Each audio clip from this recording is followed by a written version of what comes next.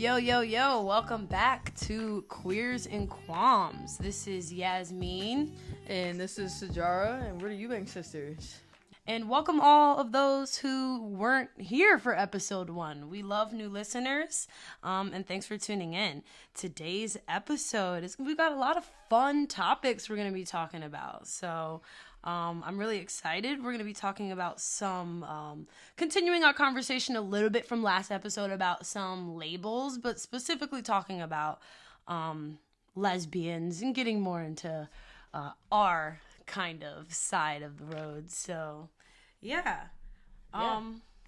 Lesbians and other L words and other labels and such that go down in the community. So, I mean, one of the things we picked up on last time was going through the gay alphabet, breaking down what each one of those mean. But we're going to dial into our favorite letter in the alphabet, the lesbians, the L's. Lesbians. Love. My favorite L word indeed. So I think let's just jump right in. We're going to break it down. Real breaking it down. For our non-lesbian listeners, what happens when you come out as a lesbian is you can't just be a lesbian. You have to pick what kind of lesbian you are.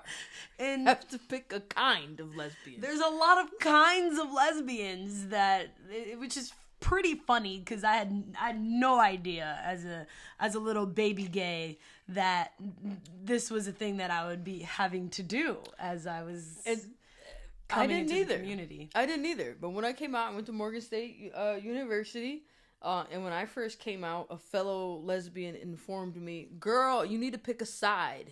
What does that even mean? What? I asked that a legitimate question. I said, pick a side. I thought I picked the gay side already.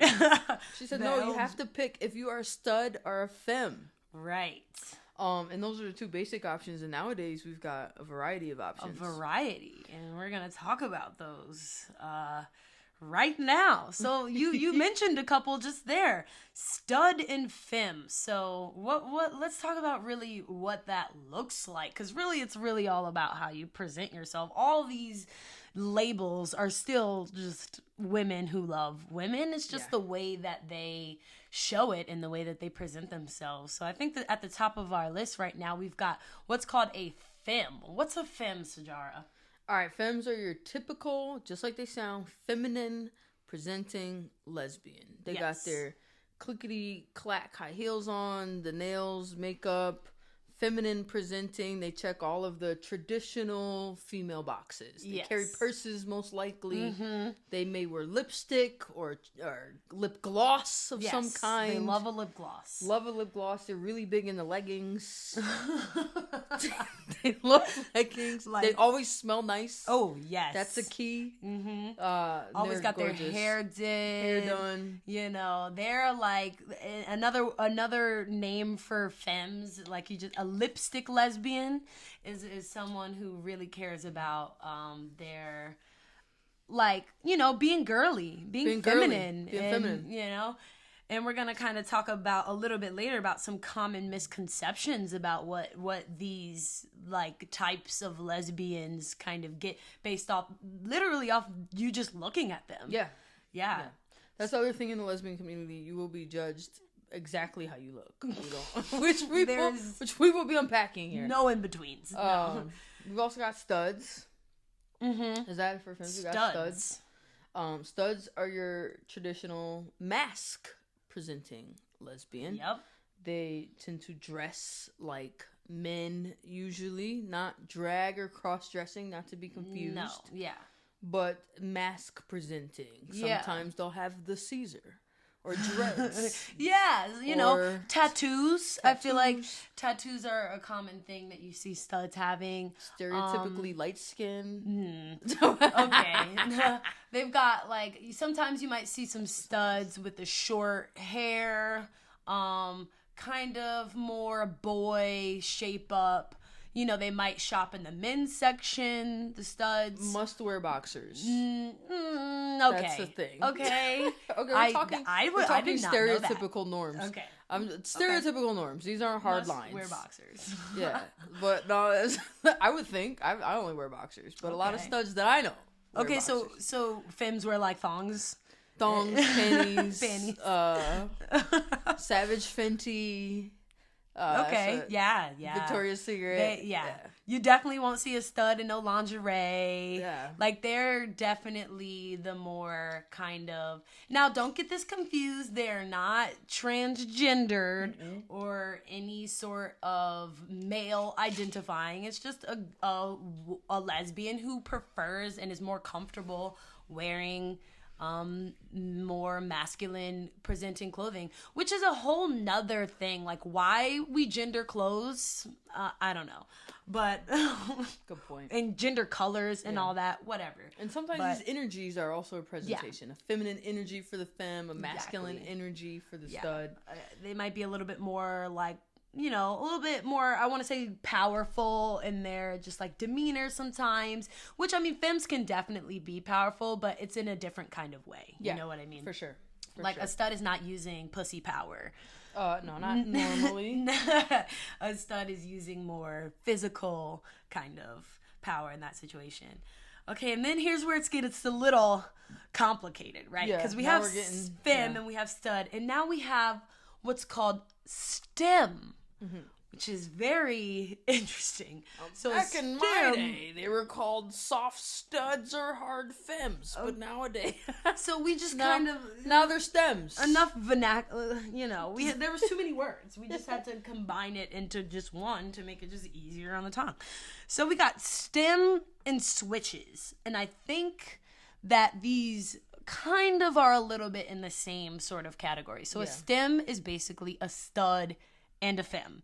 So it's basically someone who can do it both. Like, honestly, I consider myself, I consider myself to be a STEM. Like, sometimes I want to wake up in the morning and I want to put on, you know, baggy men's clothes. And, you know, I have locks and tattoos. And so a lot of times people might look at me one day and see, oh, yeah, like, you're a stud. And then there's times where I want to wake up and get dressed up in, you know, some feminine attire. And I want to kind of get more into my feminine side. And I'll say for me, that's kind of been a more recent journey that happened to me like during college, because I talked a little bit about this on the last episode, but when I first came out, I was like, yeah, so I'm a lesbian. Yeah. And everybody's gonna know based on, you gonna see me and you gonna know that I am a lesbian. So I had the mohawk, I had the baggy pants, I had, you know, the walk, you know what I'm saying? The little sign, you know what I'm saying? Yeah, like I really tried to embody more masculine kind of features. And now I'm much more comfortable in my like sexual expression. So I don't feel necessary. I don't feel the need to always be in men's clothing and need to present as lesbian, because I realize I have game both either way. Yeah. You know what I'm saying? I could pick them up no matter what I'm wearing. So it's not an issue with that. So, yeah. So, which, side note for all of our listeners, however you present and label, you're in a welcome space here. But that's what's really cool is we'll start to unpack is like, I kind of, when I came up, it was like, yeah, you had to pick stud or femme. Yeah. But as I explored my own orientation, I've always been a lesbian, but I was like, do I really have to wear the baggiest men's clothes I can find and still find my expression? So you thought that you did. I did. Everyone did. Yes, I thought the same way. Like, all right, I'm a lesbian, I've got to look as masculine as possible. But finding that balance has been quite the fun, healthy journey for myself as well. We encourage all of our followers. Do you guys? And I think for me, too, a lot of it was like, I was scared that, you know, how are women going to know that I'm a lesbian if they can't, like, see that I'm a lesbian?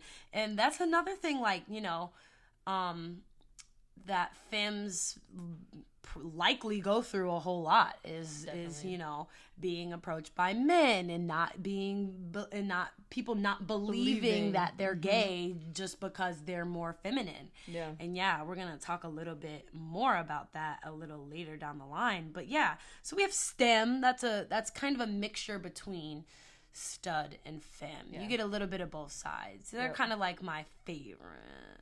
Yeah, I like stems. If we're being honest. Androgyny. I'm a big fan of androgyny. I love androgynous.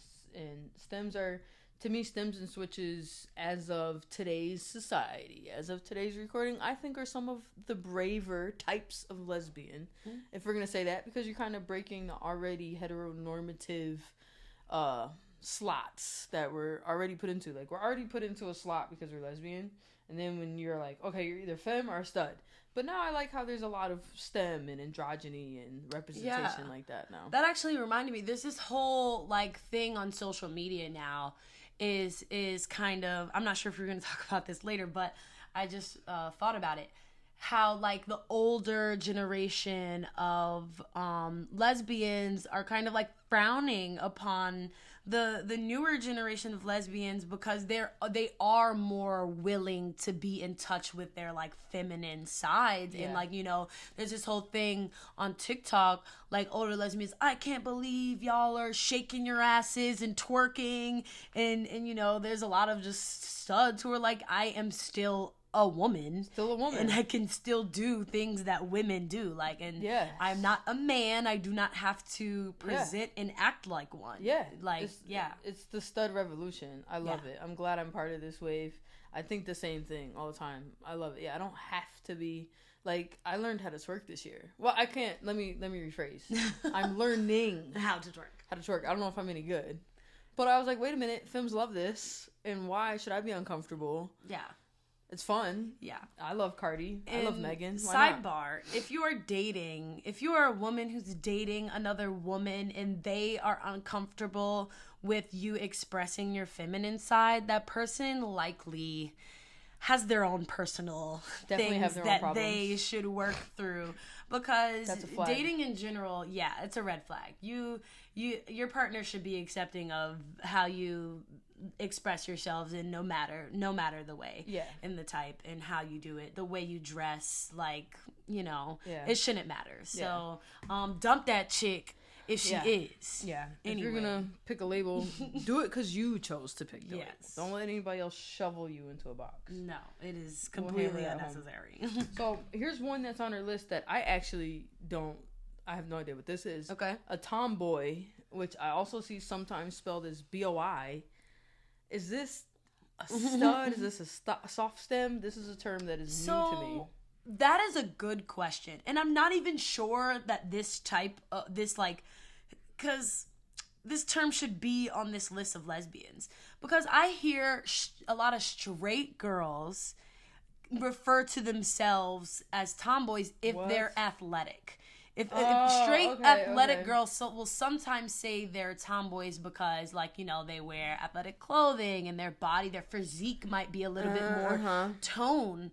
But at the same time, it wasn't that way growing up, I don't think. Like, when people referred to me as a tomboy, like, it was very much like, I wouldn't say it was an insult, but it wasn't like an endearing term. It wasn't like, like she's just a tomboy. No, it was like, if you were a tomboy, you were most likely going to be gay in the future, or like you were in the closet, or like, now, like, I think kind of the heterosexual community may have reclaimed that term, and I don't know, guys. You guys tell us. What do you guys think about the term tomboy? Like, what does that mean to you guys? Because to me, it still kind of just means like a more masculine, like a kind of... It doesn't necessarily have to be an orientation. Just a masculine female. So again, I hate to say my age because I don't think I'm old, but I am older than you are. But like, I remember being in elementary school and being called a tomboy, but it was a little bit more endearing. Okay. It wasn't, I don't know if endearing is the term, but it wasn't bad. It wasn't like a foul. It wasn't like, oh, you're a tomboy. Like, it was just like, oh, she's a tomboy. She prefers to play with G.I. Joes instead of Barbies. But it's almost like dismissive in a way. Like, you know. Now I think it was. I think, you know, in 1990, when I was like a tomboy, which isn't like 1,000 years ago, but it's also like pretty far back, was like, at the time, it didn't feel to me, at least in my youth, that someone was like that's bad, or you're not doing the right thing, or that it may lead to me being a lesbian one day. It was just a general term. Like, there were girly girls and there were tomboys. And I think now, like, my mom used to call me a tomboy all the time. When I first came out, she probably was like, oh, maybe. Yeah. So I think nowadays it is more like, okay, if you're a tomboy, you're kind of hinting that kid's gonna be gay. But when I came up, it was just like, that was just it. There wasn't any connotation behind it. Yeah, and that's because I think too it was less common to be gay anyway. Yeah. So even the girls who were gay, who may not have came out, you know, but we're you know, on the basketball team or whatever, or a little bit more masculine presenting, would say, "Oh yeah, I'm just a tomboy," when they may have been, you know, a lesbian. Cover label. Right. So, you know, that one's kind of like it's not really black and white. There's a little gray area in the tomboy section. Happens a lot in rainbow culture. A lot of gray. Yeah, a lot of gray. Which is why there's so many labels, and just like, why? Yeah. They're fun to talk about, but none of this is black and white, you know? Next one on our list, we've got dykes.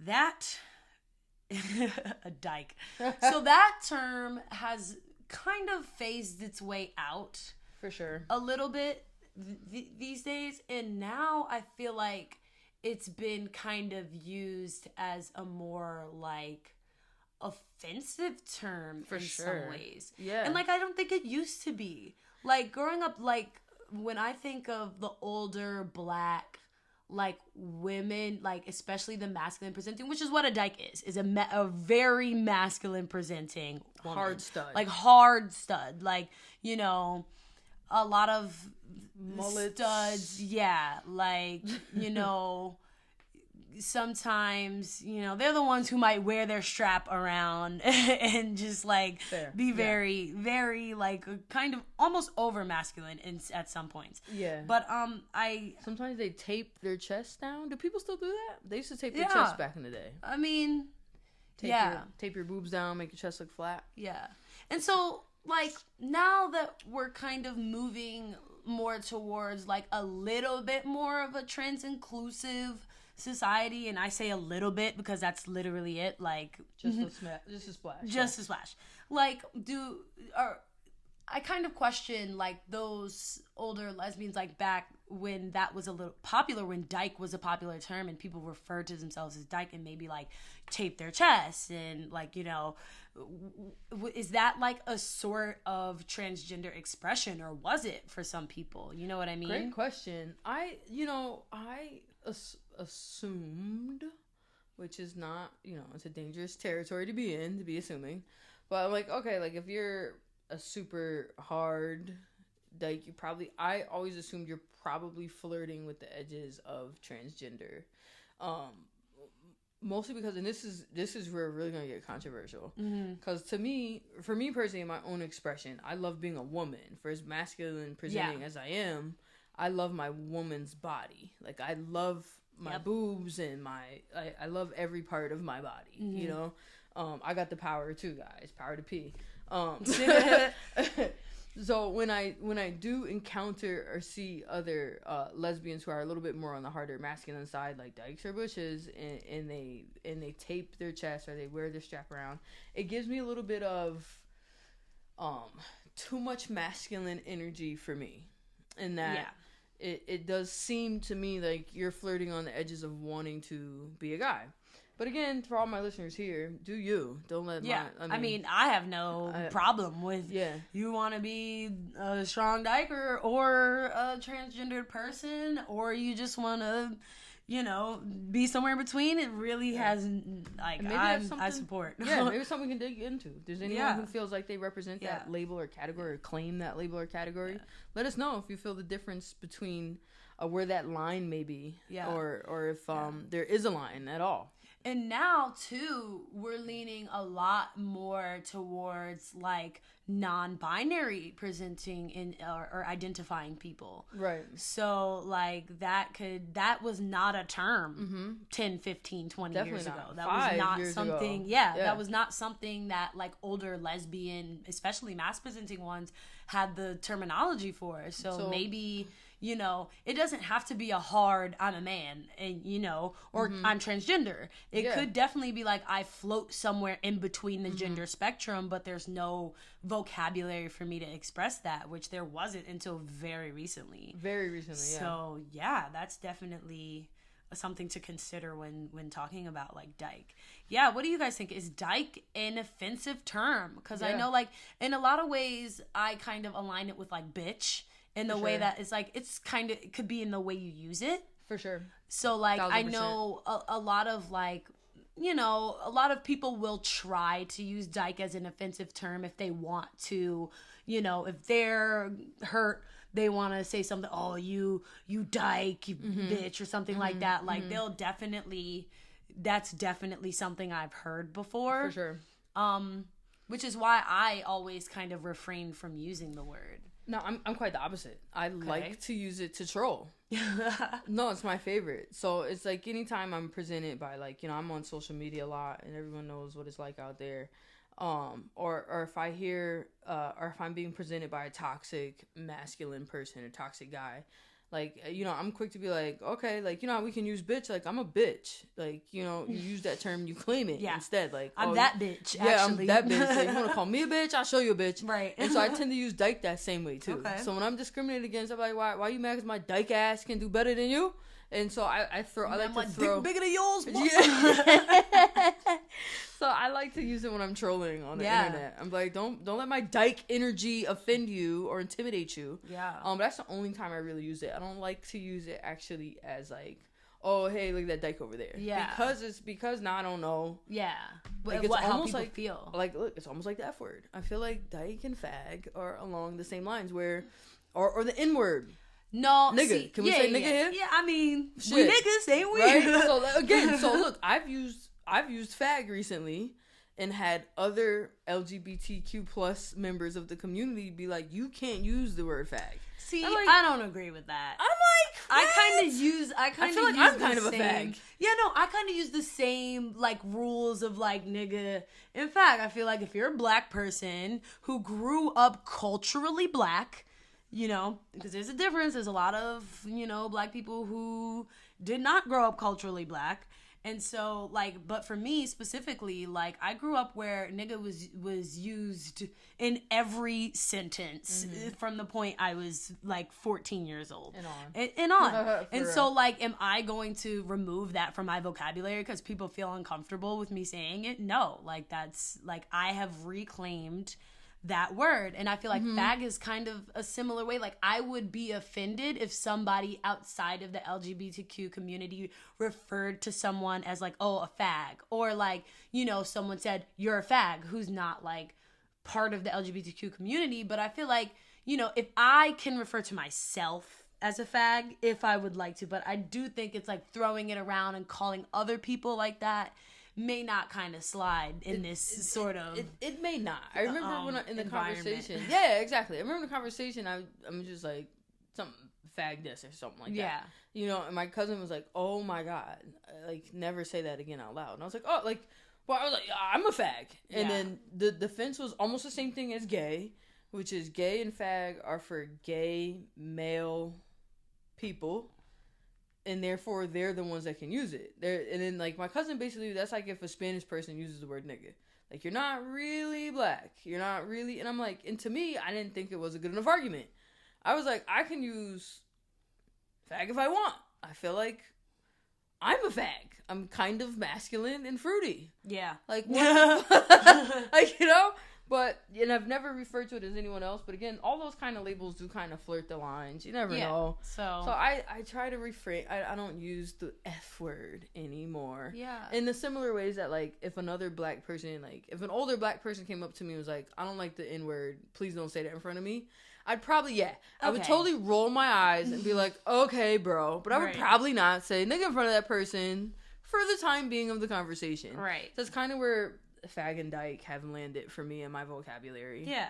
I feel like I've been bullied out of using them, even though I fit both categories, but whatever. Yeah, I mean, just in this, like, social political environment. You know, there's a lot of sensitive, but in general, as a society, no one in particular, but in general, that is okay. Yeah.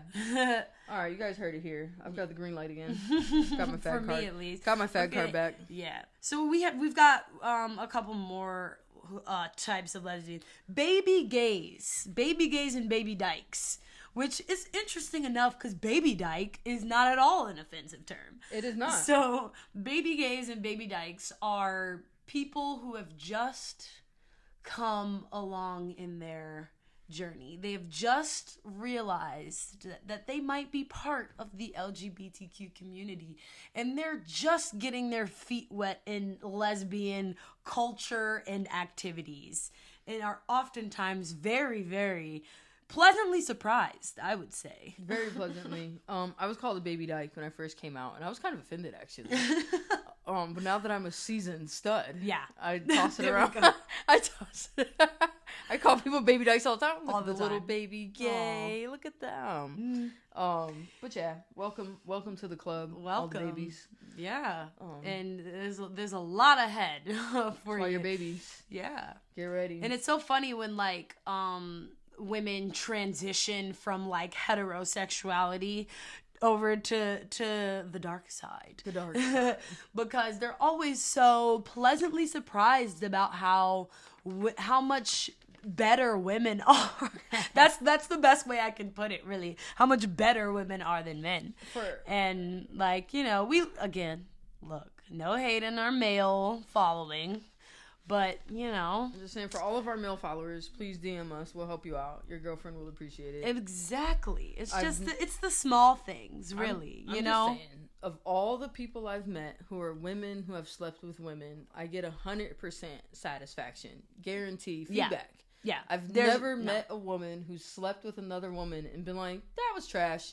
Never. Not one. No. Not a single one. I agree. And that's my own personal litmus test, but I've never, not. I mean, we're two lesbians here, and I feel like we can speak for the whole community. Yeah, but how many women who slept with men who have complaints?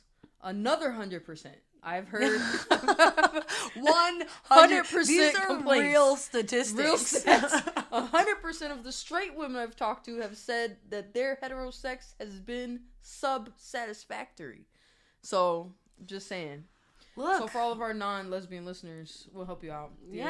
Honestly, us masc women and dudes need to have some sort of, camaraderie, because we can help you out, and I'm sure you might be able to help us out some sort of way. I don't know. I just, we gotta be nice to the guys.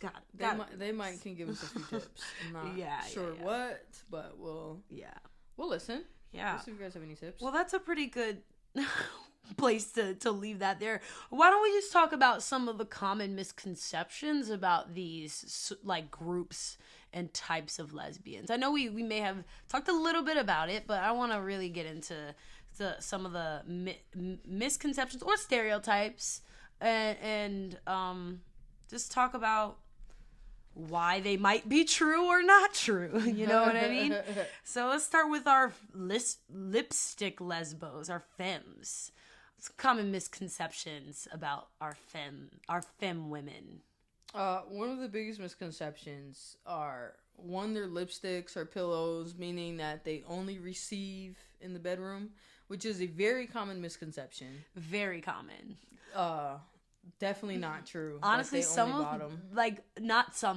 the best sexual experiences that I've had have been like femme women. But also, I will say my pool is limited because I do tend to date like femmes. I'm more attracted to femmes, I would say. For sure. Yeah. Me too. And I would say femmes are typically it might be true, it might not be, but femmes are more attracted or more often date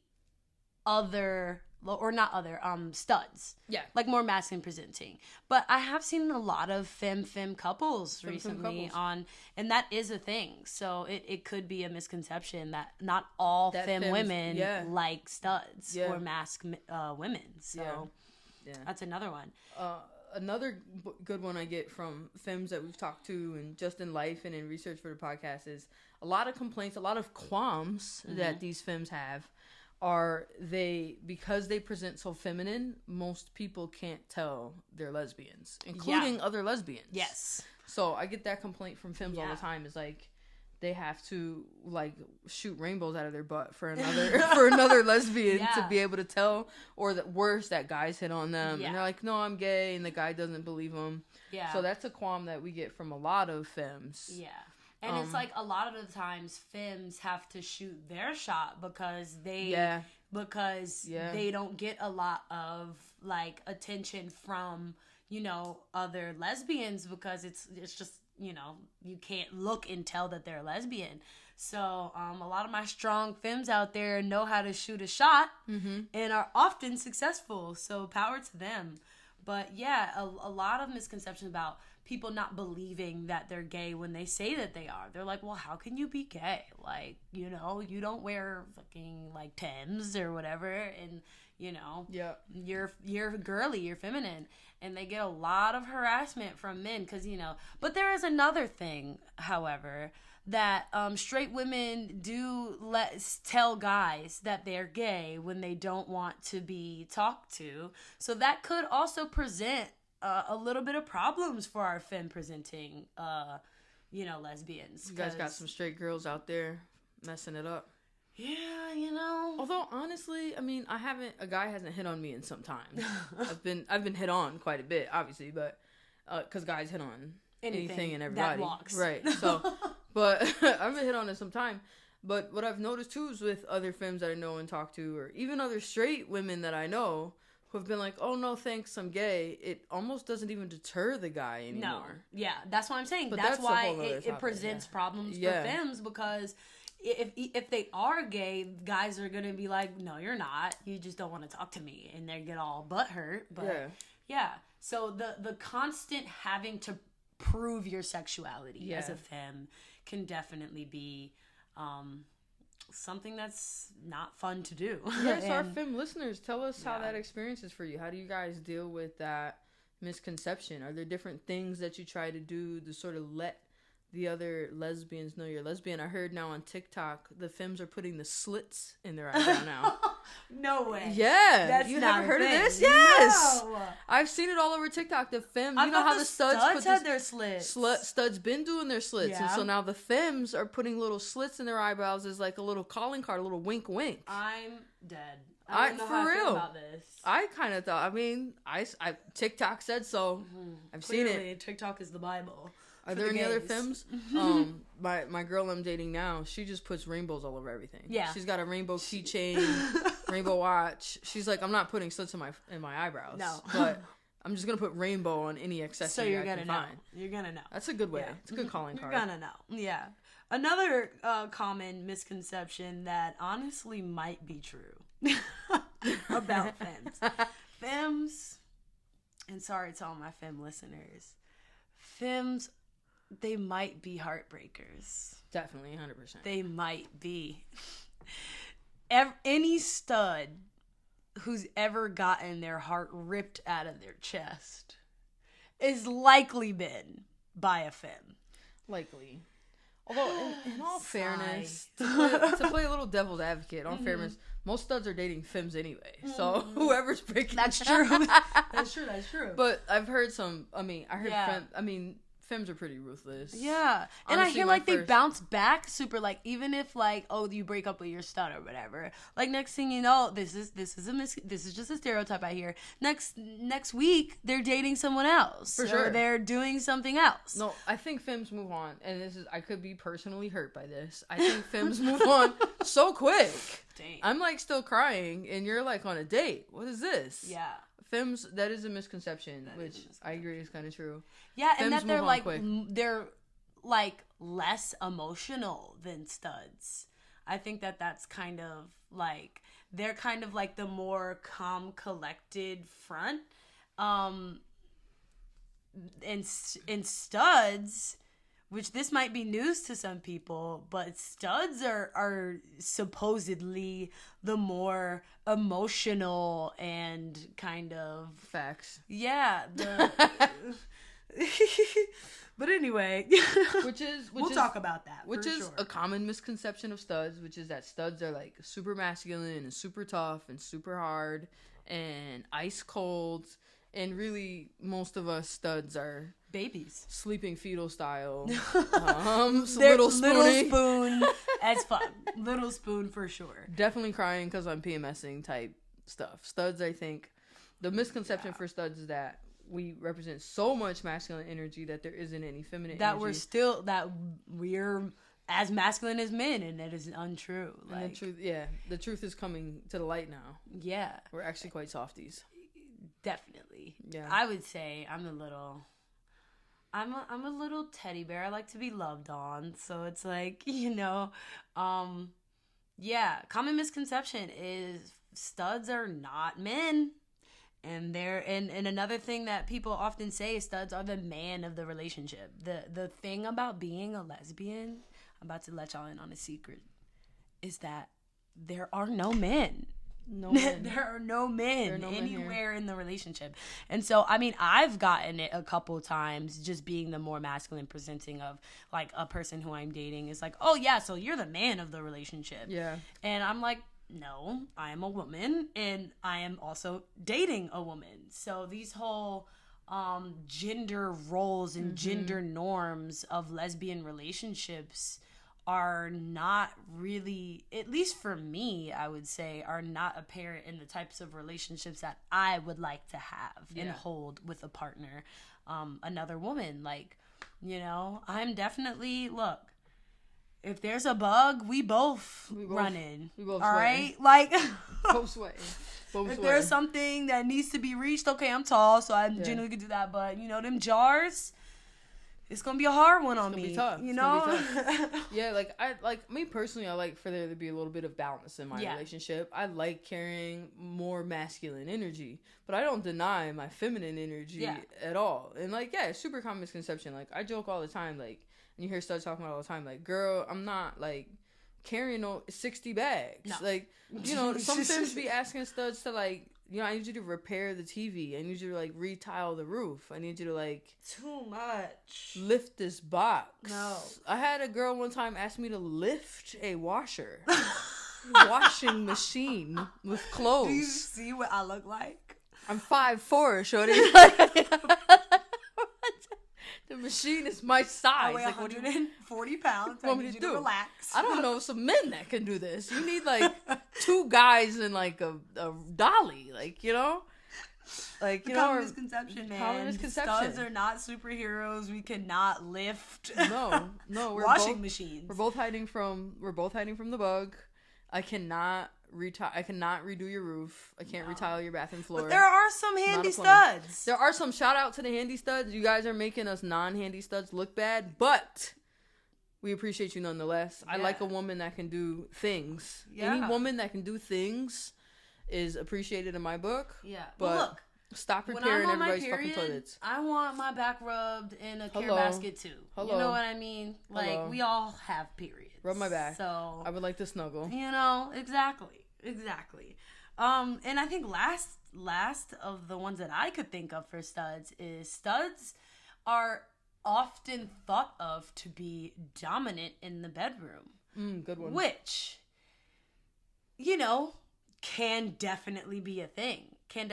However, we didn't touch on this. They are what are called touch-me-nots. Oh. That is a common misconception about studs. So touch-me-nots are basically women in the bedroom who are like, please, like, I am giving pleasure only. Don't touch me. I don't want nothing but to give. And personally, I don't understand it. It gives me a little bit of insecure. It's the strong dyke vibe again. It's like, are you comfortable with your body. Your body. You know what I mean? Because you deserve pleasure too. You know what I'm saying? Sex is a two-way road. Two-way street. And in whichever way you like your pleasure, I think it should be a two-way street. Yeah. Touch me nots, which is again a misconception of the lesbian community in general. Yeah. Like I hear femmes tell me all the time, like, I hope you're not a touch me not. I'm like, girl, no. Touch me, yes. This is not a touch me not. Absolutely. And so like I want to have respect for people who are like, look, this is my vibe. But, sex is healthy. And whether you're pleasing yourself or whether you're with a partner, I feel like exploring your sexuality is fun. And to constantly be in the bedroom pleasing someone else without receiving your own pleasure just gives me a little bit of unhealthy, a little bit of insecure, a little bit of... Like, that's okay. Like, and it's okay. We're all working through our own traumas and certain stuff things, like that. Yeah. So it's like, and even if, like, you are a touch me not, like, just dig deep. Dig deep. Like, dig deep. Think about... There's someone out there for you. There's an orgasm for you, too. You deserve it. You do. Honestly. You really do. What I will say. You do. That's just my opinion, though. But yeah, not all studs are dominant in the bedroom, and not all studs are touch-me-nots. Yeah. Yeah, I know some strong studs who give strong bottom energy. Like, strong. Like, they want to be topped. For sure. And just because you present yourself more masculine, again, doesn't mean you're dicking down in the bedroom. You know what I'm saying? Like, again, we are all females and we all like different things. And so even some masculine presenting women will want to be topped. And that's that. That does happen. I would like to say for my top studs, like myself... Don't let that girl top you if you don't really want to. No, I'm just kidding. No, but it is true. No, it's funny. It is true though. So it's funny though. But do let her if you do. Do let her if you do. Do let her if you do. It's funny. I've been presented like at least twice by two different women on wanting to top me. Same. I have said no. Yeah, I've been like, no. I do receive though. Yeah. Which. I feel like I would let my wife please top me if she really I feel like that's the line I drew too. Yeah, I'm saving sex till marriage. So yeah. I just not quite there yet. You gotta be the love of my life. Yeah, and then like for me personally, I only speak for myself. Even though I'm not a touch me not, I do get a lot of satisfaction from pleasuring my partner. Yeah, absolutely. And so that's one of the reasons I love topping quote as much as I do. Yeah. But the give and take in the bedroom is very much a two-way street, and I'm cool with that. But I always think it's funny. I'm like, girl, haha, no, psych. You can ride me. I don't know if that counts.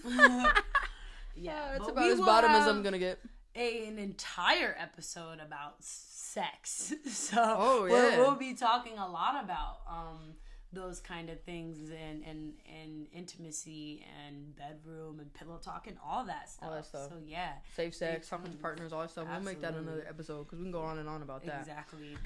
We have one more type of lesbian who may also have some common misconceptions. Yeah. One more quick one, and this is a fact. Mm-hmm. This is a misconception about studs.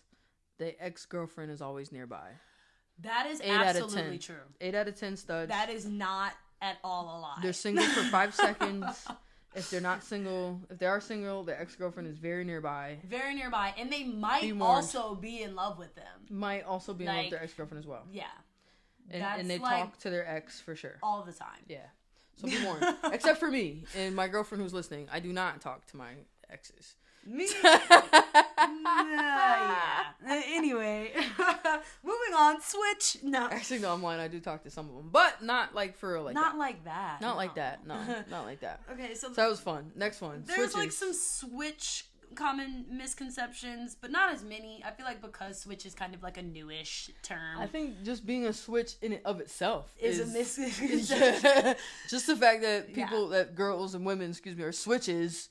I think is taboo in and of itself. Yeah. People are like, what do you mean that you do both? And I'm like, well, I mean exactly that. I mean, I am both a femme and a stud. So please, like, and especially like men really don't get that. And a lot of times I'll say, women don't either. And I will say, this is mostly hetero women from my experience. They like, and we're going to talk a little bit about this in a couple minutes. When dealing with straight women, which every lesbian has, so let's just put that out there right now. I have not.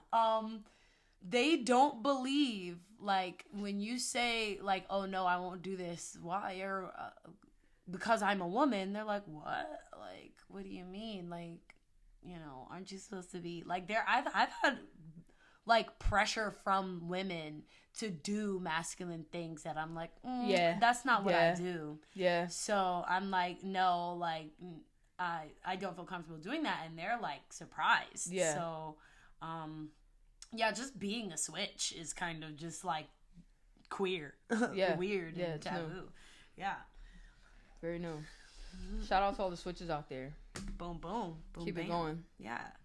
And let's talk a little bit about ourselves. Sijara, like, what are some, like, misconceptions about you? Like, people will look at you and think what?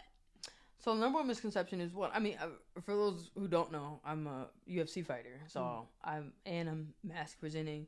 So, the number one misconception I get is less about my sexuality. Most people think I'm gay. Duh, right? But the common misconception I get is that I'm a thug. I'm from the streets. Damn. Yeah, I get that a lot. That's kind of racist. Very, very, very racist, actually. That's not okay. Very much. I wish I had $1 for every time. And so I interview a lot, being that I'm in the UFC. You have no idea how many times I'm out there, I'm like, I punch some girl in her face. Woo, I get my hand raised. I go back and I do the interview. You have no idea how many people are like, you speak so well. And I'm like, well, how was it growing up on the streets? Yeah, no, they were like, and then like when I was on Ultimate Fighter, they were like, she lived on ramen and in the projects. I was like, okay, like, kind of technically, but I wasn't like raised in the streets. No, dude. Like I was not. I come from a very middle class, regular American upbringing. I get it all the time. You speak so well. Damn. You're so, and here's the other one, you're so approachable. You're so much nicer than I would have thought. And I'm like, well, I mean, I get it. I'm a fighter. There's pictures of me all over the internet. Just be like, frowned up, screaming and punching people in the face or getting punched in the face, whatever. So I get that that's kind of like I'm tough or I'm rough around the edges. Yeah, but that doesn't equate to hood. Yeah, that's racist. I get very much like, oh, you're not like a thug.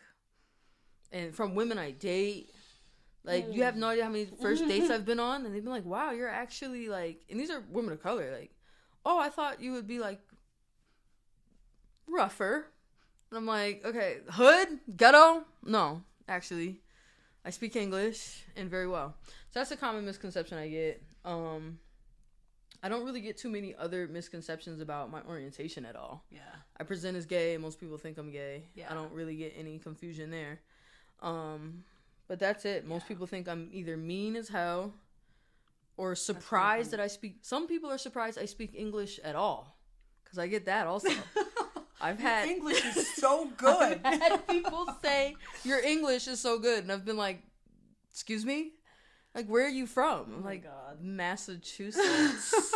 No, like where are you from? Yeah, no, where are your parents from? I'm like Massachusetts. We are from Nigeria. Niger, which I'm like, okay, 23% on my DNA, but so that is the misconception I get all the time. Yeah. Pisses me I guess off. it's not horrible, but it's not horrible. Like, it's not great either. I speak English. I'm from America. I am a Black American. No, I'm not Brazilian. I get that a lot, especially being in martial arts. I've literally had people come up to the coach I'm with and be like, "Hey, your girl looks good. Does she speak English?" And I turn around, I'm like, "Yeah, I speak fucking English. What the fuck is wrong with you?" God, I thought you were Brazilian. I'm like, all right, whatever. Okay. No. How about you? Dumb sometimes, but You got any? When I was thinking about this, my biggest misconception that I get all the time is when I approach women and I'm trying to talk smooth and, you know, talk my game, is immediately, you must be a hoe. And I'm like, what? Yeah. You must be a hoe because, I don't know what, you're brown skin, you're cute. And that's what I equate being a hoe to, apparently. If I'm cute, then it automatically means I'm a hoe, which I'm not a hoe. I'm very respectable, and I respect women to the utmost. Mm-hmm. And when I date, I make my intentions very clear and known. So I don't understand where this whole thing comes from. And the studs who are hoes, who are playing these women and who are making it hard for the rest of us, y'all need to chill. Okay? Y'all need to chill. That's what I'm gonna say on that one. It's giving me studs that hoe give me very much heteronormative, and you're ruining it for the rest of us. I get that a little bit as well. Don't you love women? Like, it's not the whole thing. Like, it's cherishing the woman you're with. Your queen. Like, come on now. Your queen, guys. Yeah, and let's be better at communicating what we want. Because I'm not gonna say every girl who I date I'm intending to like marry or like, you know, every girl who I talk to I'm not intending to date long term. But you just make that known, and you're like, okay, maybe I am, and you let that be known. And if you're not, you let that be known. You know what I'm saying? So I'm not a hoe, and I'm pretty good at communicating my needs and my wants. So that can be kind of thrown away. I wouldn't say that that's a true thing about me. I'm not a hoe. And then probably my last one is that because I do have a very strong physical physique, and most of the time more masculine presenting, is that I am a like stud or dominant in the bedroom, and I'm not. And I will very clearly say, and I've said this partly joking and partly not, like, I'm a strong bottom. Like a strong partly bottom not. Because like, you know, it's other strong bottoms know what I mean, and I'm gonna just leave it at that. I don't even have to explain myself. So when we were prepping for the episode, I saw that in the notes. It was like, somehow doesn't surprise me. Even as your sister, I had you pegged for a top, honestly. And I saw that in the notes and was like, actually, makes sense. I do like to top. Makes sense. But, like, you know, there are other things that are also pleasurable to me. So, So look, we don't have time this episode. No. I'm gonna write this down in our notes for a future episode. We've got to get into the specifics of what's top and bottom. Oh yeah. Because are we talking about strap top and bottom? Are we talking about that's fellatio top tuned. or bottom? Well, tuned. We're gonna talk about that. But anyway, stay tuned. I would like to know more about that. Time for qualm of the week. Qualm of the week. Qualm of the week. Experimenting. What the fuck is that about? Like, what is it about? Let's talk about experimenting. Have you ever experimented, or have you ever been an experiment? Okay, so qualm of the week. Now, here's my question. Here's my first question about the qualm. Are we talking about experimenting in the bedroom? We're talking about experimenting with straight women? We're talking about experimenting with toys? I'm talking about specifically experimenting, straight women experimenting as gay. And even gay women experimenting with their sexuality. Like, you know, would you consider the first time or times that you've slept with a man an experiment? Was that something you were trying to just figure out? Or, like, have you ever dated or been with a straight woman who was trying to figure herself out? And were you the experiment? Because I know I've talked to a lot of lesbians who made the very common mistake. And if you're a baby gay, listen up very, very carefully. Don't fall for the straight girl. Leave her alone. Don't do it. It is always always trap. Bad. It is always. Okay, maybe not 100% of the time, but like 98% of the time it ends in heartbreak. 98%. So, yeah, like, have you ever been an experiment, or you? No, I'm actually one of the few lesbians who have never been with a straight girl. I've never attempted to turn out a straight girl. I've never been with. One of the first girls I with was openly bi. Okay. And she openly talked to guys and girls. But I've never been with a girl who was like, I'm straight, gay for you kind of thing. Oh my God. Never. Are you kidding me? Never. When and I never was in wanted college, to. that was the line. Yeah, I'm gay for you. That was the line that thanks. bitches would say to me. Red flag, ran like hell. It would be like, I don't like women, but you're so fine. And I'm like, 18-year-old me was like, oh my God, this is the best thing in the world. What do you mean? Like, you're a fine woman. Why not? Like, why wouldn't I? But I learned my lesson very quickly. Yeah. In the sense that, like, so this is answering the question. I have been an experiment, but luckily for me, I was never super emotionally involved, so I never really got my heart broken in that kind of way. Not really. Maybe one time. We'll talk about that later. But yeah, like, there were girls who were like, I've never been with, like, I've taken many a girl's lesbian virginities, and 9 times out of 10 it was not pleasurable for me. I bet not, because they don't know how to stop doing it. Yeah, like seasoned lesbians who still turn out straight women give me very much touch me not vibes. Yeah, like, because from what I've learned and seen is most of the time if you're a straight woman experimenting with it just to see what kind of fun you can have, you're probably not going to want to go down on another woman. Absolutely not. And so for me, that's like what I'm here for. Like, you know, I've had girls be like, what do I do? I'm like, what do I do? Not have a vagina? Yeah, like, I'm not the one. You want me to walk you step by step? Yeah. And at some point, like, no, I was doing that. But that was also because, I wasn't very experienced either. Right. And so we were both kind of, like, I wasn't experimenting. I knew I was gay. Yeah. Well, I wasn't experimenting with my sexuality, but I was experiencing sex and intercourse with different people for, like, the first couple of times. And so I was like, okay, like, we're kind of figuring it out together. But it was always kind of there was always a point where it would get uncomfortable, where the straight woman would just be like, like, that's a line I'm not crossing. And I'm like, well, you're not gay. And all y'all in a relationship with women who will not give you head, y'all need to be talking about that. What is happening? Yeah, that would be my only qualm with experimentation is if you're either the experimenter or the experimentee, the problem is the communication. Yeah. I think if the communication is open, like, hey, look, I'm not really gay, or I don't know if I'm gay, or I'm just here to figure out if I'm gay, I think that's something that should be communicated with. But again, communication before sex is something that people are aged to learn to do anyway, no matter what your orientation is. But I think, like, if it's open and laid out that that's what it is, do your thing.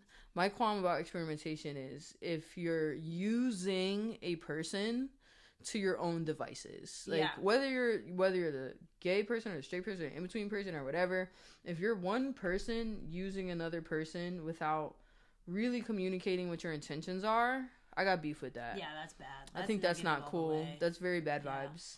And what I think too has been happening is nowadays it's becoming more acceptable for women to experiment with same sex. For sure. It's not frowned upon as much as it has been in the past, and way less frowned upon than it is for men. Like, we're not even getting into, like, we haven't even gotten into men experimenting. Men aren't even allowed to, and they're not even allowed to at all. But there's this whole wave, this whole kind of, like, new fad of, like, you know, women before they settle down with their man, like in college, kissing other women. And I think we talked about it a little bit in the last episode, but there are some celebrities who are kind of, you know, infantilizing that. They're like, you know, we have the Megan Thee Stallion who's like, I may or may not be bi, but I kiss girls.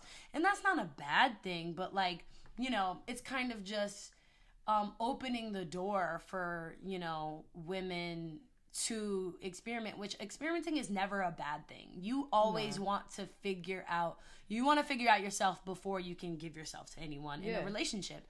And that's not a bad thing. Like you said, the qualm is, the bad thing about it is when you end up using someone and hurting someone because you are trying to figure yourself out. Exactly. There's nothing wrong with experimenting. Experimenting with a partner in the bedroom. Experimenting with new positions, new toys. Experimenting with new roles. Experimenting with all kinds of stuff. New foods. I don't care. Yeah. But as long as, like, for me, my only qualm with, like, the straight gay, experimenting line is, again, just a communication. Like, I personally have never had any interest in being with a straight woman. I just did not. I have no desire to try to teach you what's going on. But I was always open about it. Yeah. You know, like, if I had dealt with a woman and she'd been like, well, yeah, you know, I think I'm straight, but I'm not sure. But I'm just here to mess around and see if I like it. If that's what she says going into it, to me, like, no problem. Yeah. But if she's just like, hey, I like you, I want you, you make me so hot, and I turn around and you're like talking to 8 guys, or right, you're just doing it because it's hot for now, and you know that you're not interested in this lifestyle, I think that's not cool. Never happened to me, but I would. And I would lesbians, as much fun as it may be to turn out all the straight girls, 9 times out of 10, they're still gonna be straight after whatever situationship that they're in with you or anybody else. And that's also a little, like, I don't know about heartbreaking, but it's like, you know, don't expect anything from the straight women who are trying to experiment with you. And that's, like, you know, that's just another thing about being a lesbian. That, you know, then they go back to guys, and now you're one of the stereotypes of studs crying to your stud bros. In love with somebody's baby mama. Because your ex-girlfriend is pregnant now by her ex-boyfriend. Like, let it go, girl. You shouldn't have been dealing with her in the first place. She had a baby daddy when you got with her. Wow. Let it go. That's my qualm. I think, well, guys, if there's anything we missed, are there any labels we missed? Are there any misconceptions that we missed? Do you have any experience with your own labels? Do you have a label that you refer to yourself as that we didn't go over today? Let us know. We love the interaction of all our fans and listeners. Yeah. If you have any questions, qualms, concerns, in each episode we get ideas of more and more topics to talk about. So we're really excited about this season. So if you have any topics that you want to go over, have any questions about relationships, love, lesbianism, labels, queers, qualms, and any of the such, make sure you DM us, email us, subscribe on our website, queersandqualms.com, and let us know what you guys think. Or if you just love what it is, just, you know, like and follow our podcast and tell us that you love it. Like and follow us on Instagram at Queers and Qualms. Please share, follow, subscribe, and stay tuned for our next episode. We appreciate y'all so much. All right, guys. Thanks, and we'll see you in 2 weeks. See you next time. Peace.